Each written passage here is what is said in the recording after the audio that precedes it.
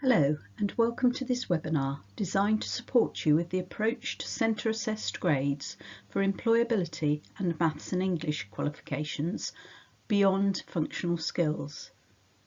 My name is Amanda Kelly. I'm the Industry Manager for Maths, English and Employability. Following communication with Ofqual, we have changed our approach to the following qualifications: 5546 Employability Skills, 3803 Personal Progress, 3847 English Skills or Math Skills, and 3844 Principles of Using Written and Spoken English and Principles of Using Mathematical Techniques.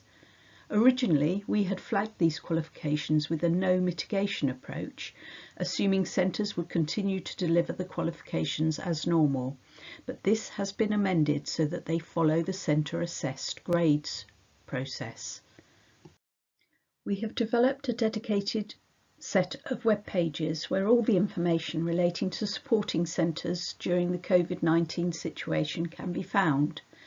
From the home page of the website, follow the links to the Assessment Mitigation Guidance for the guidance for this group of Maths, English and Employability qualifications. On this page, scroll to the bottom to find the accordion marked Skills for Work and Life. The guidance for calculating centre assessment grades has been agreed by all awarding organisations. The process we all use differs from awarding organisation to awarding organisation, but the principles for calculating centre assessment grades are the same. So on to the guidance. Step 1 is about who is eligible and in scope for this process. Step 2 is around becoming familiar with the guidance. Step 3 is about gathering and reviewing valid evidence for each candidate for each unit. Step 4 is determining centre assessed grades for each unit. Step 5 is standardisation, and Step 6 is internal sign-off. So let's have a look at those steps in a bit more detail. Step 1, which learners are eligible. You need to read the guidance carefully. Just to remind you, this applies to all learners who have had their learning and assessment impacted by the Covid-19 situation, and who would have completed their assessments during the period 20 March to the 31st of July. You will need to make sure that you have valid evidence to review for these learners.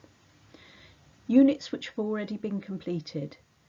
Any units which have been completed, assessed and gone through internal quality processes can be claimed in the usual way.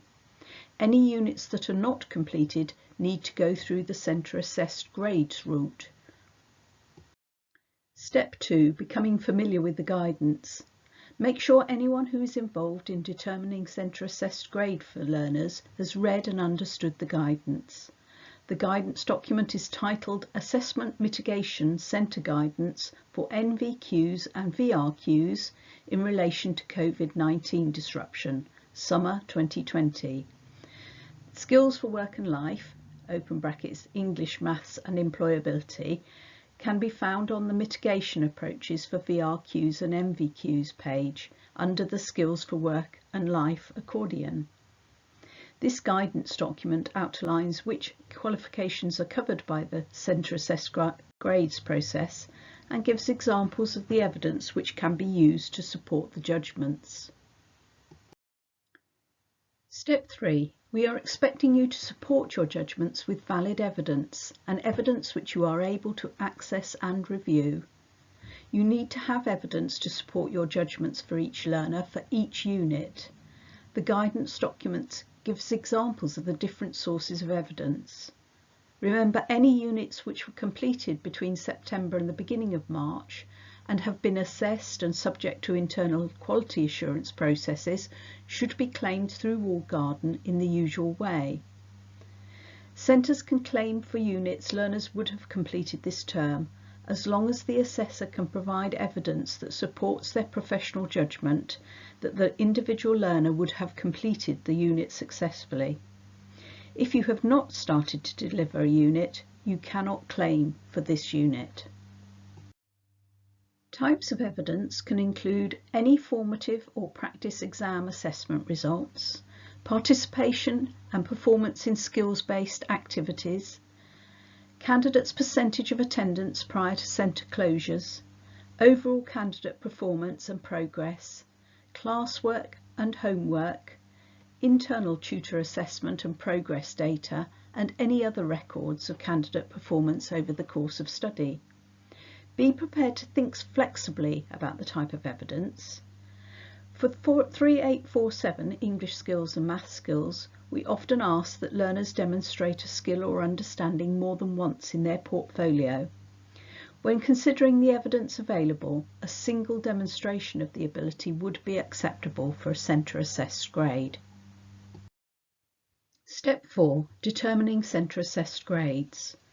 You will need to consider each learner in turn, review the evidence and determine whether that learner would have, in ordinary circumstances, passed that unit.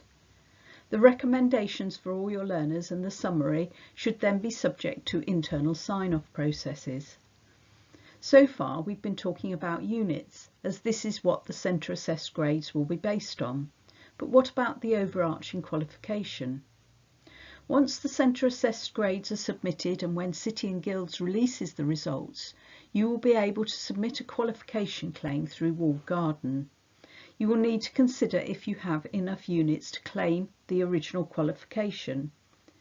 For employability skills, if you have not used the upfront registration route, then registration is free and you are only paying for the units completed. It is possible to re-register the learner for a smaller qualification.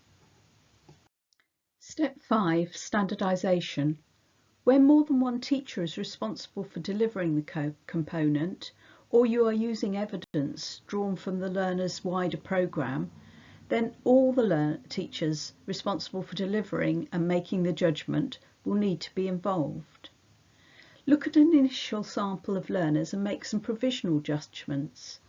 Work together and discuss your initial judgments and reach an agreement of the characteristics of a pass or fail. And if you have a shared understanding of a pass or fail candidate, you can apply these standardised judgments to all your learners. But you may wish to revisit them where the candidates are a borderline pass or fail. Even where there is only one teacher delivering the qualification, it is good practice to build in some standardisation to review the grades that you are planning to submit. Step 6. Internal sign-off processes. When the teacher has completed judgments for all eligible learners, they need to record the following for each unit: the total number of learners for which a centre-assessed grade has been judged, the total number of learners for whom a pass is recommended, the total number of learners for whom a fail is recommended, and the types of evidence used to support the process. Recommendations and this summary should then be passed to the head of centre. The head of centre should complete their checks and complete a declaration in line with our published guidance. Step 6. Centres must assign a grade to each eligible learner and these records must be retained by the centre. Please note that in order to ensure the validity and reliability of results as much as possible, we may need to follow up with centres to request further information about the rationale for their centre-assessed grades. We will ensure that these discussions are open and transparent and will work closely with centres to ensure that standards are maintained and that candidates are neither advantaged nor disadvantaged as far as possible. Centres must become familiar with the guidance on the process to submit centre-assessed grades, and this guidance, together with the centre declaration form, is available on the Submitting Centre Assessment Grades Covid-19 page of the website. There will be only one submission per centre for each qualification, and the window for submission is from the 1st of June 2020 until the 1st of July 2020.